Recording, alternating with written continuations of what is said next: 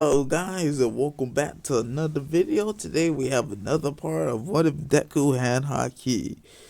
And before we start, don't forget to like, comment, and subscribe, as I do indeed hope to get probably about 100 subs before the end of March this year.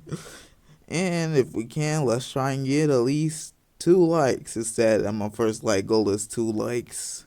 That's just sad. Enough to get a pity like? Okay, I'll stop now. Anyways, let's get straight into the video. And I did have a lot of fun putting the images for this part, mostly because of the villains I got to add. Anyways, the mall and the whole pool situation, those 2 episodes or chapters, relies on your preference. Goes the same as up to the summer camp training arc. Things wouldn't really change. Sanji is just an extra fighter to fight. Pixie Bob's mud, rock, monsters, whatever they're made out of. Also, during that whole thing when Deku was alone, Sanji would join him as an extra person. Also, likely Mina and Kaminari would be on the team since they would indeed be one of the teams that passed. So, whatever that was for them, to be honest, I totally forgot what Aizawa called it. We should go reread or rewatch it. Eventually, Deku was split up from Sanji, still going to save Koda and would fight Muscular.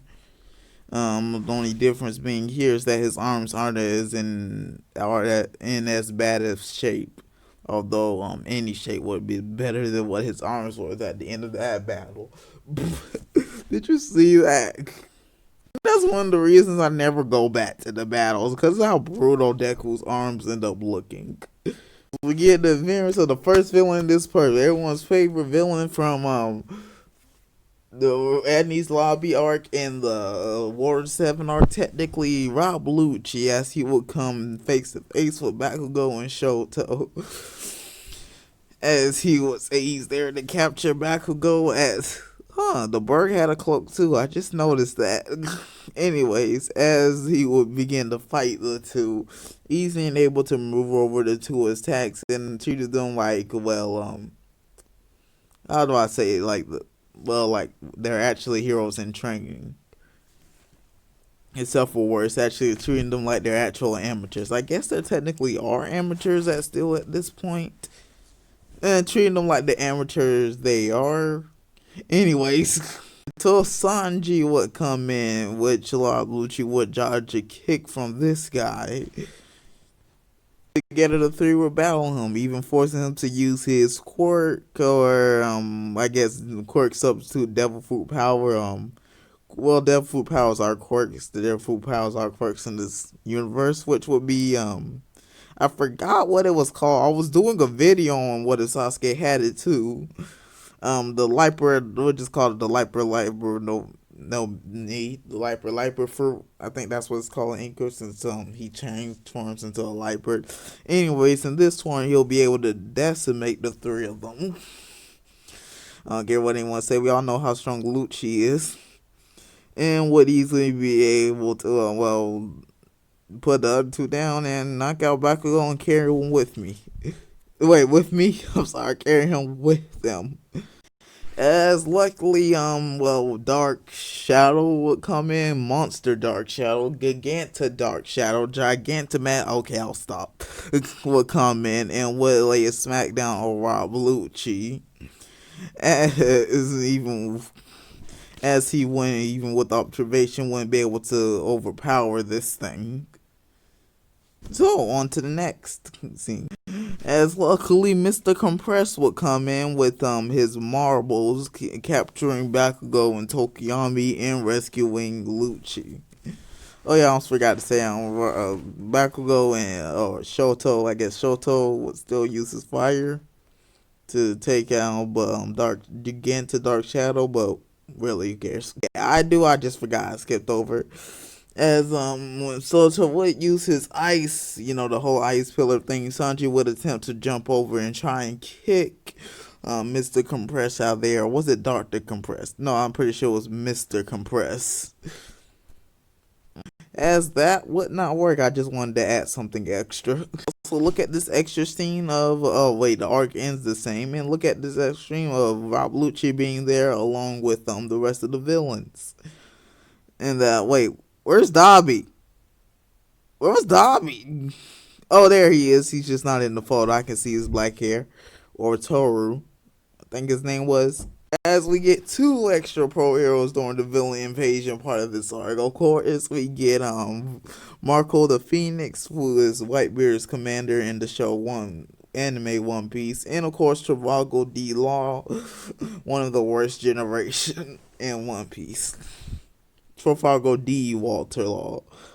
But don't worry, we get extra villains here too, as some police officers would start to move around with their own bodies and would start to shoot, other police officers, as Law would have to cut the strings off, facing, of course, villain Doflamingo. One of the seven warlords of the sea. Actually, Law does become one, but who really cares? That plot point is never really explored. Of course, Marco comes in to fight everyone's favorite, Atmo that hasn't really done much. He's kind of my favorite just because of how goofy his first appearance was. Of course, Atmo Kizaru, the light villain Kizaru. So nonchalant. It's fun to watch this guy when he comes on screen. Of course, next we have Shanks versus, probably the final villain of the series, although the world government's leader, I forgot his name, could probably be about. Anyways, Blackbeard.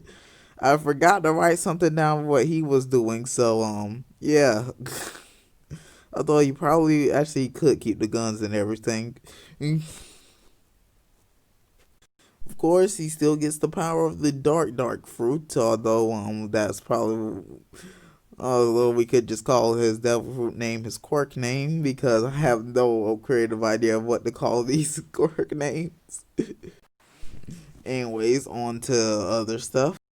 As eventually battle between All Might and All Might and All For One would go on. Maybe Law could help Bakugo get out of there, but I don't want to take anything away from, of course, Deku, Momo, Kirishima, and I forgot the last one, but I'm thinking it was Ida. We'll have Sanji join, but really, let's think about it. There's nothing here he can do.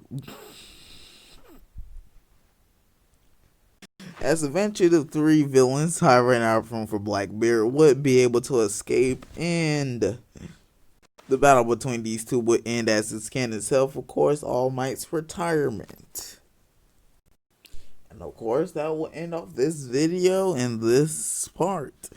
And join me for next time where we'll be going over I forgot, there were some type of exams.